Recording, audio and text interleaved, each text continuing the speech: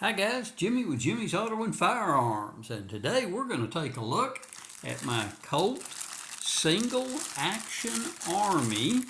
It is in 45 caliber and it is a 5.5-inch barrel. So I found this gun in, of all places, a pawn shop down in not Longview. I get my towns confused. I go out on the road so much. In Waco, Texas.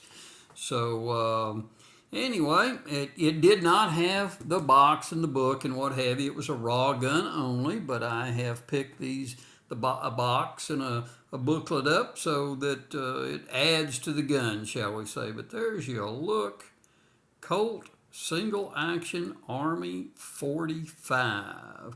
Now it does have just a hair bit of wear right on the end of the barrel, but that case hardening, color case hardening on this firearm is just literally stunning. Has just, boy, it's hard to see any roll turn mark on that cylinder, but there is just a hair. Maybe it's showing up in the camera, but let's take a look and show you. Pull it back 2 clicks, and that's where you do on a Colt revolver, so that you can load and unload.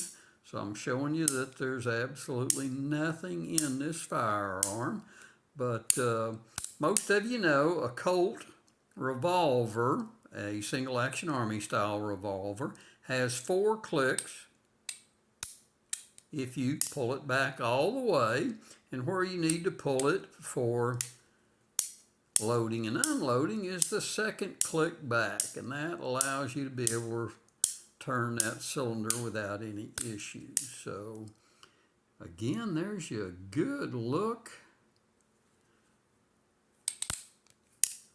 at this just fantastic single action army sporting its original grips. This is a 3rd generation gun, and I looked it up and I believe it's built in 1981, if memory serves me correctly.